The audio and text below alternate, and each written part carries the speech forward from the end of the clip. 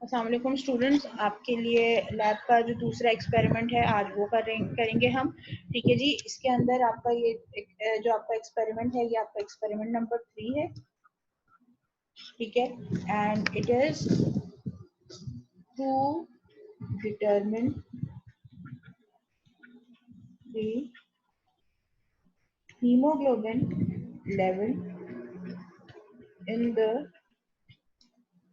Given sample of blood. अच्छा, अब यहाँ पे जो आपके लिए जो सबसे इम्पोर्टेंट चीज है वो ये है कि आपको पहले ये पता होना चाहिए कि अगर हम किसी भी पर्सन से एक ऑब्वियसली एक बायोलॉजिकल एंटिटी है, जब आप किसी भी पर्सन से मिलते हैं तो उसके साथ इंटरेक्ट करते हुए आपको कुछ प्रिकॉशनरी मेजर्स लेने चाहिए, जो कि आजकल के दौर में, कोविड के दौर में और ज्यादा बहुत जरूरी हो गया है कि you should have a mask, ताकि आप अपनी जो इन्फेक्शन है या कोई भी चीज है वो पेशेंट को ना ट्रांसफर करें। और लेकिन अगर पेशेंट अगर है बीमार है या सामने जो बंदा जो भी है उसकी जो कोई भी डिजीज है वो आपके तरफ ना आ सके, तो उसके लिए सबसे पहले जो प्रिकॉशनरी मेजर्स हैं वो ये होने चाहिए कि मास्क होना चाहिए, कैप होना चाहिए, आपके पास ग्लव्स होने चाहिए। ठीक है जी, अगर जो वो बायो हैजर्ड वाले बायो उसके जो जो ग्लासेस होते हैं, बायो ग्लासेस, वो अगर हैं वो और भी एडिशनल अच्छी बात है। वो करके और अपने आप को सेपरेट करना है, अपने स्पेसिफिक शूज वगैरह जो लैब के जो जो लोग होते हैं उनके लिए ये जरूरी होता है। ये तमाम चीजों का आपके पास भी होना जरूरी है और आपके अपने जो कपड़े हैं उनको आपने कवर करा हुआ होना चाहिए विद द लैब कोट। ये तमाम चीजें बहुत जरूरी हैं। आजकल जो बायो हैजर्ड जो उनको सामने रखते हुए इन तमाम चीजों का ख्याल रखना भी बहुत ज्यादा जरूरी है। उसके अलावा इस एक्सपेरिमेंट के लिए जो आपकी रिक्वायरमेंट्स हैं,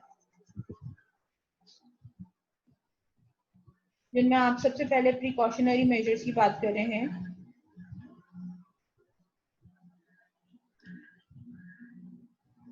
इन प्रिकॉशनरी मेजर्स के अलावा फिर आपके पास क्या क्या कुछ होना चाहिए। आपके पास एक अदद वॉलंटियर या पेशेंट होना चाहिए जिसका आपने ऑब्वियसली टेस्ट करना है। लैब ऑब्वियसली होगी तो उसके अंदर आपको वॉलंटियर होगा जो कि हेल्दी वॉलंटियर होगा, या कोई प्रॉब्लम भी हो सकती है उसको हम चेक कर सकते हैं। तो वॉलंटियर होगा, पेशेंट होगा, लैंसेट होगी। लैंसेट की आपको जरूरत पड़ती है इसलिए कि आपको फिंगर प्रिक करनी पड़ रही होगी। ठीक है, लैंसेट हो गई। उसके साथ ऑब्वियसली जब लैंसेट है तो आपको अल्कोहल स्वाब की भी जरूरत है, क्योंकि आपको एसेप्टिक मेजर्स लेने हैं। अगेन अल्कोहल स्वाब की जरूरत पड़ेगी। अल्कोहल स्वाब लेने के बाद फिर आपको जो बाकी जो चीजें हैं जो हीमोग्लोबिन के एक्सपेरिमेंट से रिलेटेड है वो क्या है। एक तो सालीज हीमोग्लोबिनोमीटर,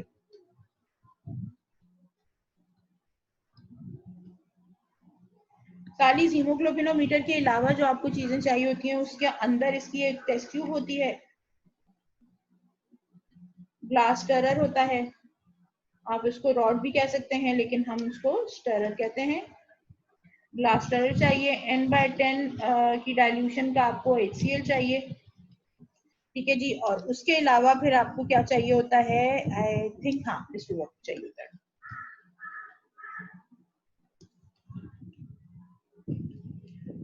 ठीक है जी, अब बेसिकली इसकी जो थ्योरी है अगर उसके हवाले से बात की जाए तो आपको मालूम है कि हीमोग्लोबिन एक प्रोटीन है जो कि ब्लड के अंदर मौजूद है। और ये ब्लड के अंदर किस तरह से मौजूद होता है कि बेसिकली ये प्रोटीन है, यहाँ पे आपको कर्सर मूव करता हुआ अगर नजर आ रहा है, खैर हम उसको मार्क भी कर सकते हैं कि ये आपका प्रोटीन है।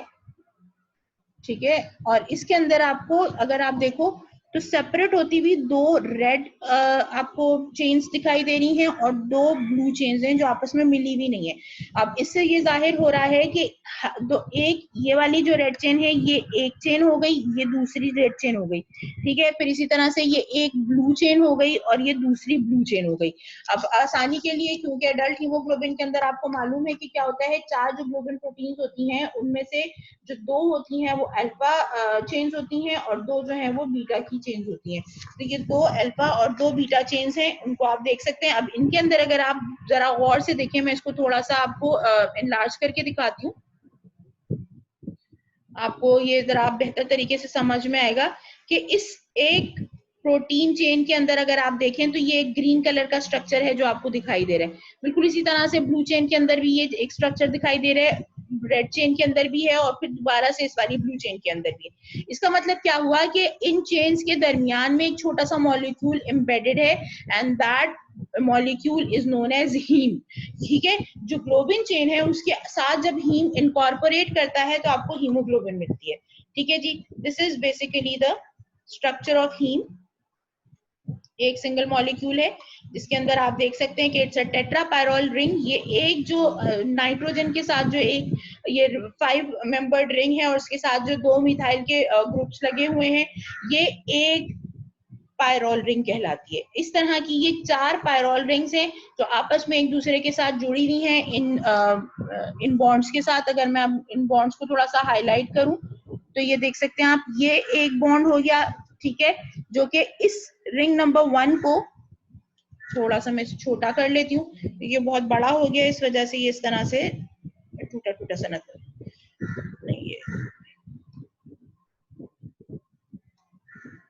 ठीक है जी, अब यहाँ पे आप देख सकते हैं कि ये जो है ये 1 हो गया, ये इसी तरह से सेकेंड पायरोल की रिंग हो गई, ये थर्ड पायरोल की रिंग हो गई और ये फोर्थ पायरोल की रिंग हो गई। ठीक है,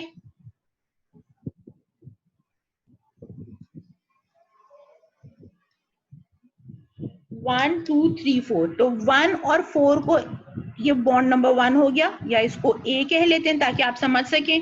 ये बॉन्ड नंबर 2 हो गया जो 3 और 4 को मिला रहा है, बॉन्ड बी कहलाएगा। ये बॉन्ड सी जो है वो 2 और 3 की जो टेट्रापायरोल रिंग्स हैं इनको मिला रहा है, तो ये बॉन्ड बी सी कहलाएगा।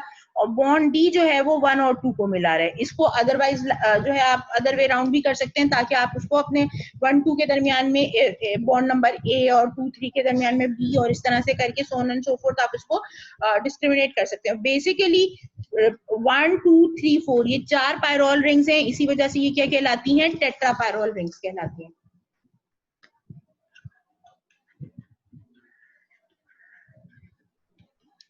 टेट्रापायरोल रिंग कहलाती है ये। अब इस टेट्रापायरोल रिंग के अंदर आपके पास ये आपका आयरन का मॉलिक्यूल होता है। ठीक है जी, जो इन चारों नाइट्रोजन के साथ इंटरेक्ट करता है और इन एडिशन टू दैट इसके साथ यहाँ पे 2 ऑक्सीजन मॉलिक्यूल्स ऐड होते हैं। ठीक है जी, तो आपका जो एक ही मॉलिक्यूल होता है बेसिकली वो 2 ऑक्सीजन के मॉलिक्यूल्स लेके जाता है और एक हीमोग्लोबिन के अंदर देखो एक haem 1 haem take 2 oxygen molecules. ठीक है जी, तो इसका मतलब क्या हुआ, 4 हीम में कितने हो गए, 8 ऑक्सीजन। ठीक है जी, तो ये एक इसका जो तरीकाकार है कि ये एक वक्त में एक हीमोग्लोबिन का जो मॉलिक्यूल होता है वो 8 ऑक्सीजन मॉलिक्यूल्स को लेके मूव कर सकता है। अच्छा, at the time of oxygenation ये प्रोसेस होता है, लेकिन जब डीऑक्सीजनेशन हो रही होती है यानी ये मॉलिक्यूल को वापस आना होता है, तब जो है वो हर सिर्फ एक जो अपना जो साइड है वो हीमोग्लोबिन अपना एक ऑक्सीजन निकालता है, दूसरे ऑक्सीजन को अपने पास बाउंडेड फॉर्म में रखता है। इसका मतलब क्या हुआ कि at the time of oxygenation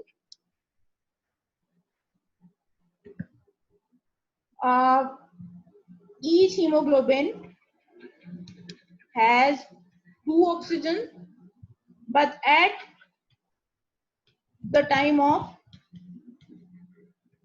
deoxygenation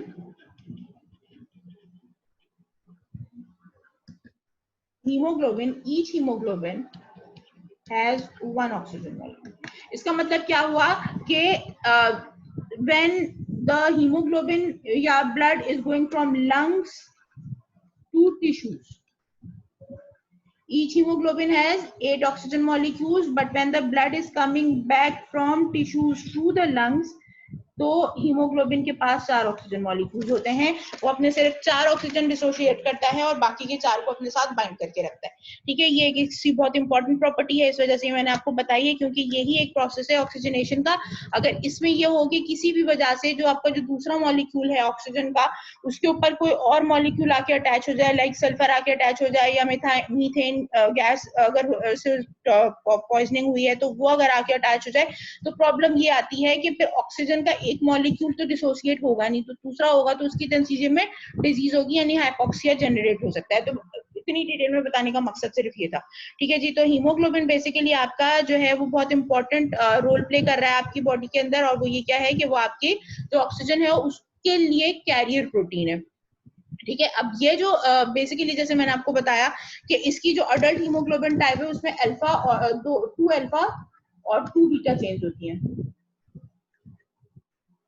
adult में। अडल्ट टाइप हो गया। ठीक है जी। अडल्ट में 2 अल्फा 2 बीटा हो गई। इसको मैं थोड़ा सा साफ सुथरा करके लिख दूं, ये बहुत ही अनटाइडी सा हो गया। ठीक है जी। 2 अल्फा 2 बीटा होती हैं, जबकि इसके मुकाबले में जो आपका कौन सा वाला हीमोग्लोबिन होता है जो इन्फेंट्स के अंदर होता है, उसको हम क्या कहते हैं, एडल्ट हीमोग्लोबिन हो गया, फीटल हीमोग्लोबिन कहलाता है। तो जो फीटल हीमोग्लोबिन होता है, फीटल हीमोग्लोबिन के अंदर आपके पास होती हैं 2 अल्फा चेन्स और 2 जो है वो गैमा चेन्स होती हैं। ये गैमा चेन्स जो है as soon as the baby is born within the period of 3 months जो है ये ट्रांसफॉर्म हो जाती है एंड फाइनल 100% ट्रांसफॉर्मेशन हो जाती है फीटल हीमोग्लोबिन की with adult haemoglobin in 1.5 year. 1.5 years के बाद जो है वो फीटल हीमोग्लोबिन बिल्कुल ब्लड के अंदर नजर नहीं आता। अगर इसके बाद नजर आ रहा है तो दैट इज समथिंग रॉन्ग। अगर से फॉर एग्जांपल 1.5 साल के बाद भी अगर आप ब्लड चेक करते हैं और जो आपका जो हीमोग्लोबिन है वो अडल्ट टाइप नहीं हुआ है 100%, तो इसका मतलब ये है कि बहुत सारे कैंसर्स ऐसे हैं जो कि फीटल हीमोग्लोबिन बना रहे होते हैं, तो फिर वो ये प्रॉब्लम आ जाता है। बोन मैरो की एबनॉर्मेलिटीज हो सकती हैं, उसके अंदर भी इस तरह के प्रॉब्लम्स आ जाते हैं।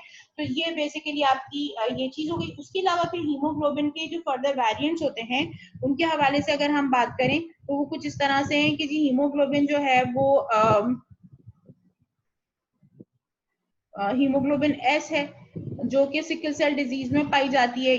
सिकल सेल डिजीज के अंदर हीमोग्लोबिन एस पाई जाती है। ठीक है। अब ये जो हीमोग्लोबिन एस है वो बेसिकली क्या हो रहा है कि इसके अंदर मॉडिफिकेशन हो जाती है वन जो चेन है बीटा चेन उसके ऊपर, शायद कार्बन नंबर 16 की बात है,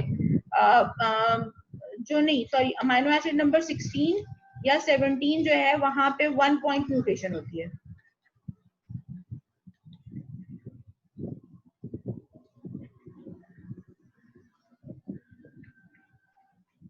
1 पॉइंट म्यूटेशन होती है और इस म्यूटेशन के नतीजे में क्या होता है कि आपकी जो हीमोग्लोबिन है उसके अंदर स्टिकी एंड्स बन जाते हैं।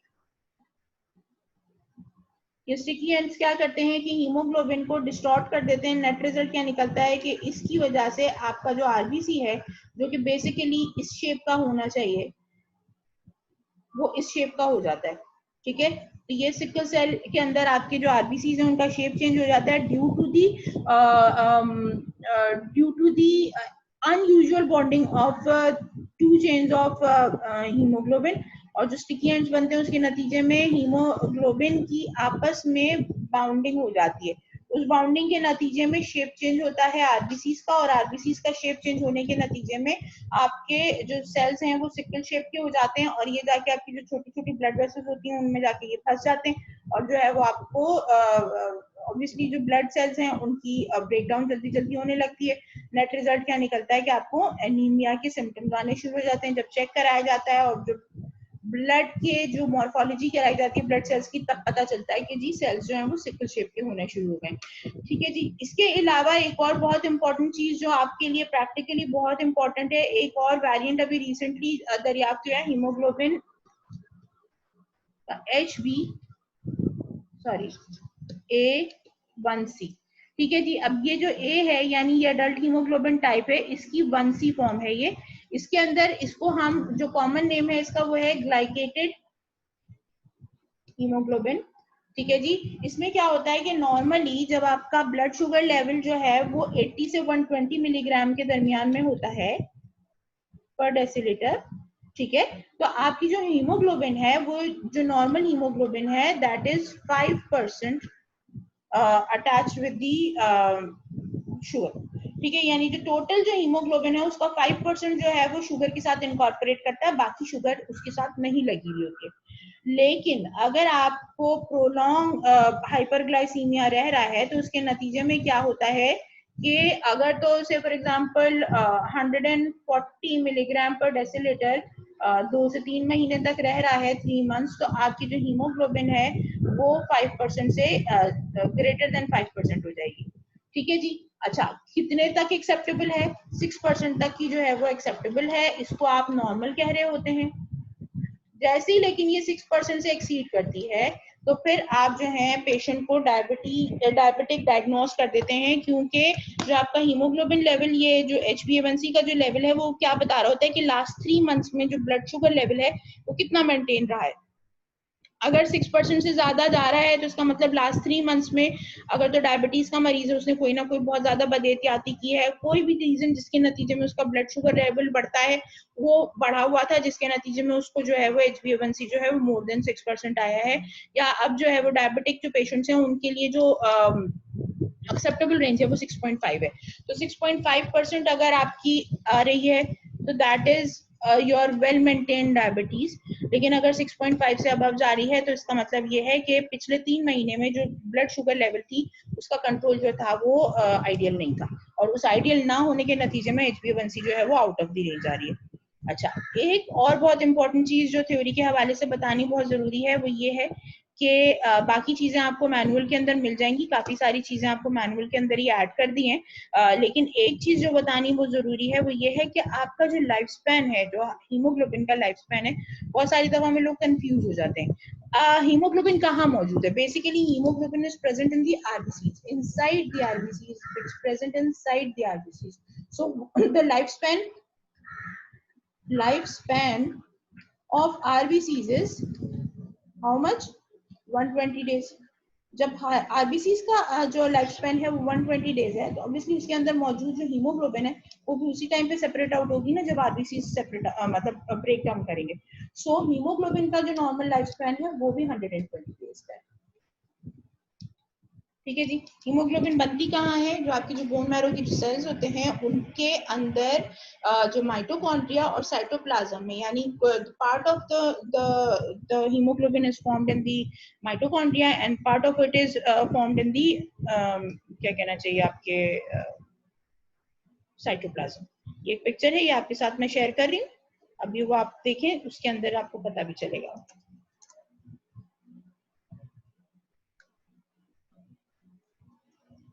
ठीक है जी, ये पिक्चर देखें आप, इसके अंदर आप देख सकते हैं कि ये जो है ये शो ये कर रही है कि आपके पास ये देखिए ये माइटोकॉन्ड्रिया शो हो रहा है, ये माइटोकॉन्ड्रिया शो हो रहा है। इसमें जो स्टार्ट है वो ग्लाइसिन सक्सिनाइल कोए, इससे ALA सिंथेज, और वो फिर जो सीरीज ऑफ स्टेप्स शुरू होती हैं माइटोकॉन्ड्रिया से, ये शुरू होता है। उसके बाद फिर अमाइनो लेविलेनिक एसिड, अब ये इसकी 2 स्टेप्स होती हैं, फिर यहाँ पे 4 स्टेप्स होती हैं। पोरफोब्लिनोजिन से जो है वो हाइड्रोक्सीमिथाइल विलेन बनता है, फिर यूरोपोरफायरिनोजिन, कॉप्रोपोरफायरिनोजिन 3, ठीक है, फिर प्रोटोपोरफायरिनोजिन 3, प्रोटोपोरफायरिन 9, प्रोटोपोरफायरिन 9 जो है वो आयरन के साथ इंटरेक्ट करता है और फाइनली हीम बनाता है।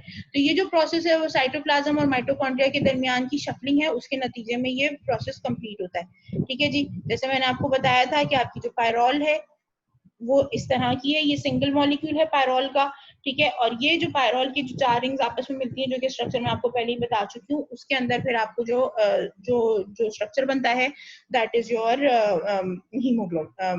हीमोग्लोबिन। अच्छा जी, प्रोटोपोरफायरिन 9 जो है वो फिर आयरन के साथ इंटरेक्ट करके हीम बनाता है। हीम प्लस ग्लोबुलिन पॉलीपेप्टाइड, एक हीम और एक ग्लोबुलिन का पॉलीपेप्टाइड जब आपस में मिलते हैं तो वो मायोग्लोबिन कहलाता है।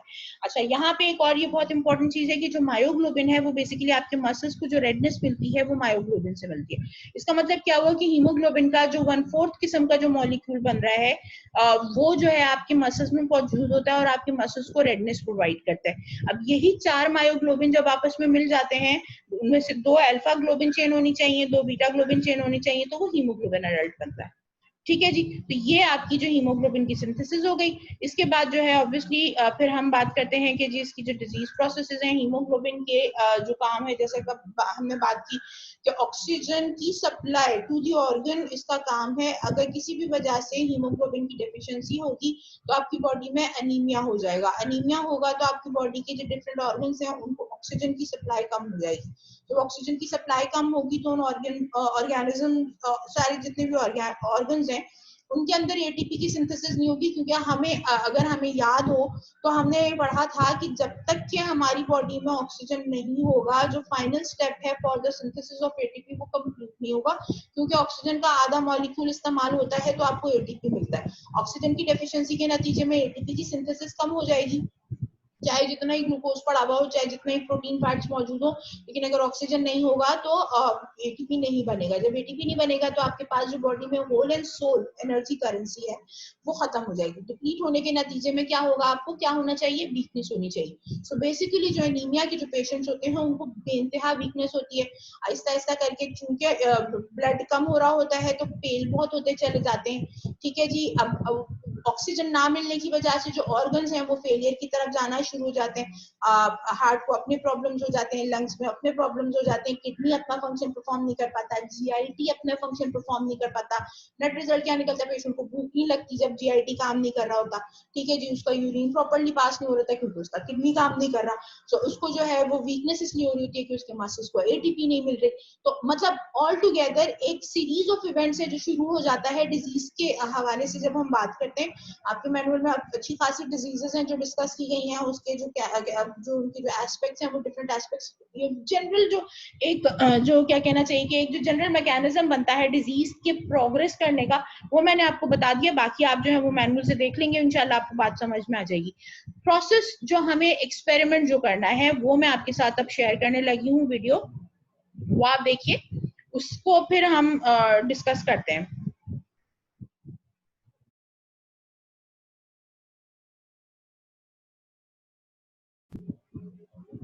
ओके जी। जैसे कि आप जानते हैं कोई चीज जब बनती है, फॉर्म होती है, अपना पर्पस सर्व करती है तो उसके बाद वो खत्म भी हो जाती है। जैसे मैंने बताया कि जिस तरह से आरबीसी का 120 डेज का टाइम स्पैन है, बिल्कुल इसी तरह से हीमोग्लोबिन का भी 120 डेज का टाइम स्पैन है।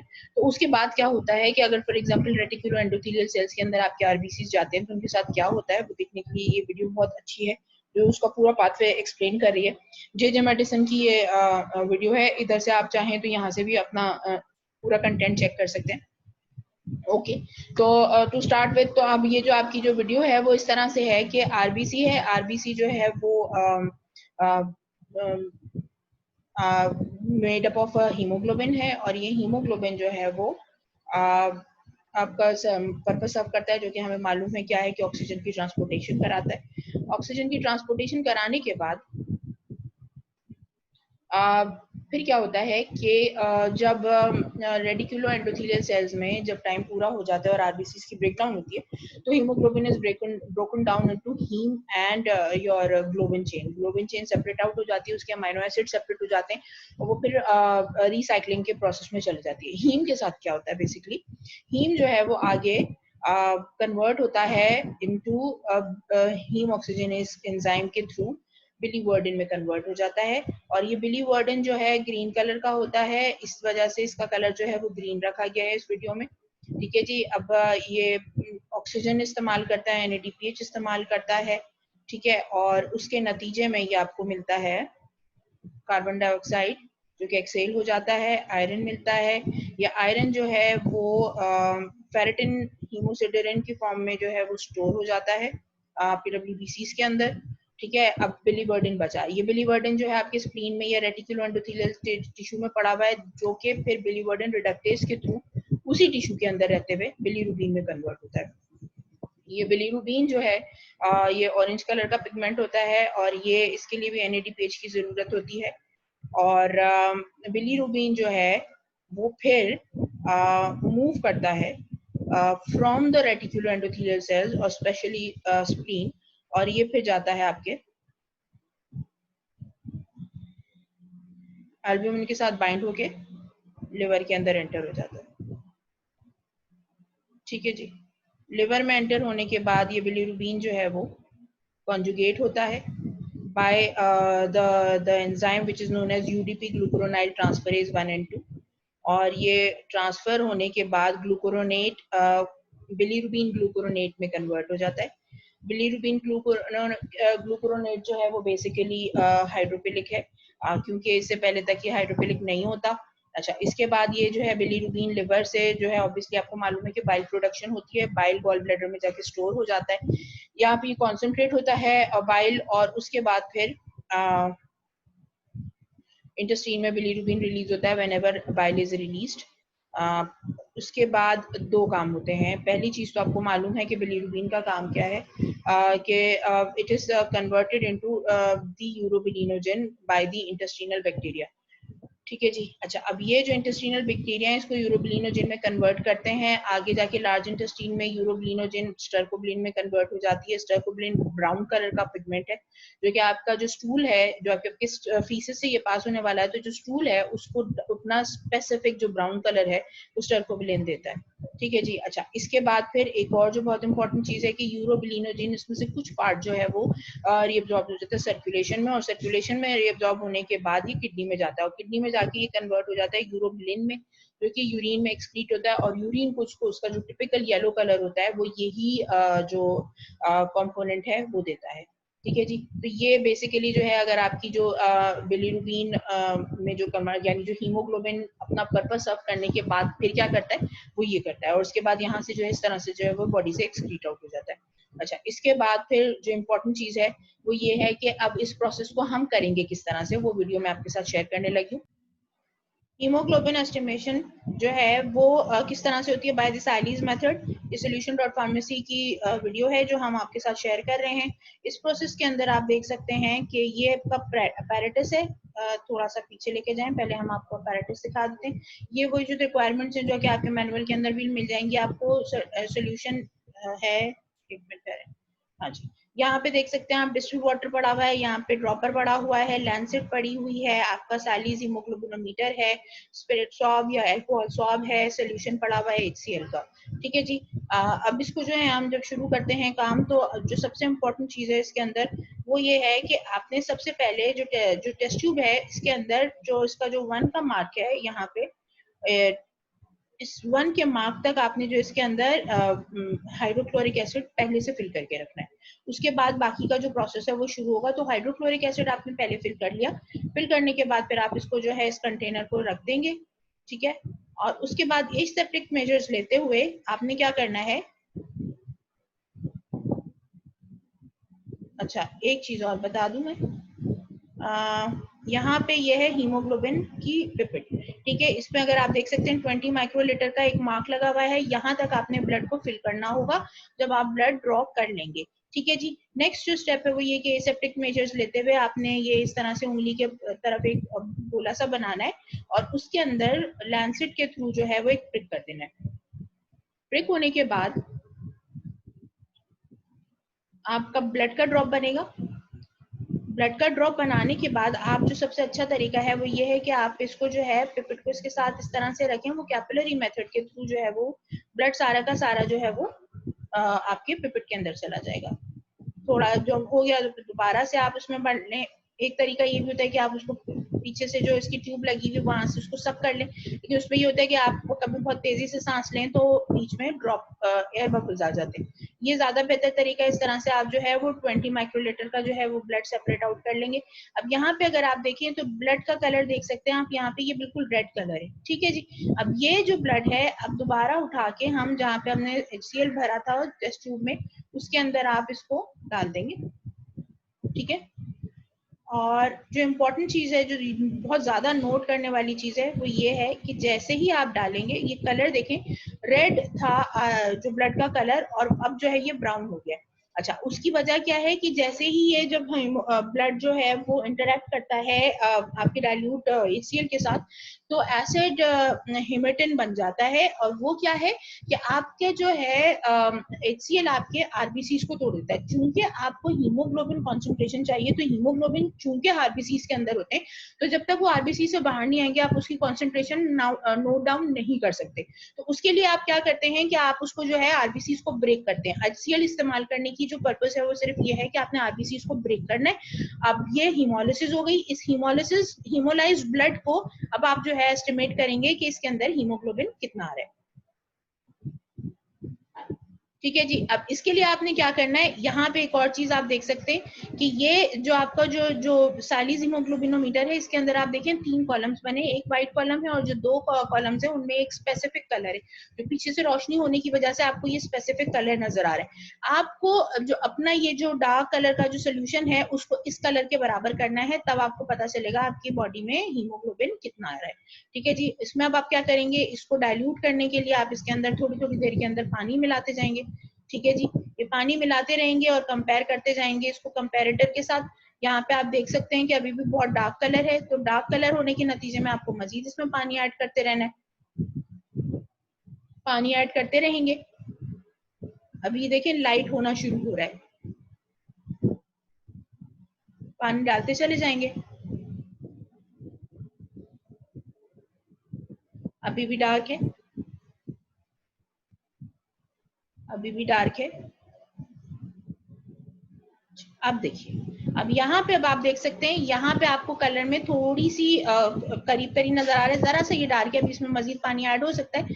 आप इसको जो है रोशनी में करके जो है वो जैसे धूप की जो रोशनी होती है उसकी तरफ करके अगर इसकी साइड फिर आप चेक करेंगे, तो क्योंकि इनके थ्रू पास होगी रोशनी, तो आपको क्लियर कट नजर आ जाएगा कि आपका जो कलर है वो सेम है कि नहीं। जब कलर बिल्कुल सेम हो जाए तो आपने उसको कंपैरेटर में से निकाल के, यानी जो हीमोग्लोबिनोमीटर है इसमें से निकाल के सिंपली आपने इसकी रीडिंग नोट डाउन कर लेनी है। यहाँ पे ग्राम पर डेसीलीटर जो है उसके साथ जो है आप इसकी रीडिंग नोट करेंगे। यहाँ पे देखिए 13 के ऊपर ये सोल्यूशन आ रहा है, तो 13 पे जब ये सोल्यूशन आ रहा है तो हम आराम से कह सकते हैं कि ये जो है वो कितना आ रहा है इसका 13 ग्राम पर डेसीलीटर जो है हीमोग्लोबिन इस पर्टिकुलर पर्सन की आई है।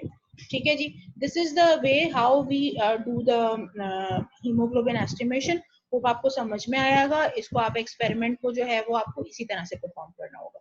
Thank you so much for your time, और अल्लाह हाफिज।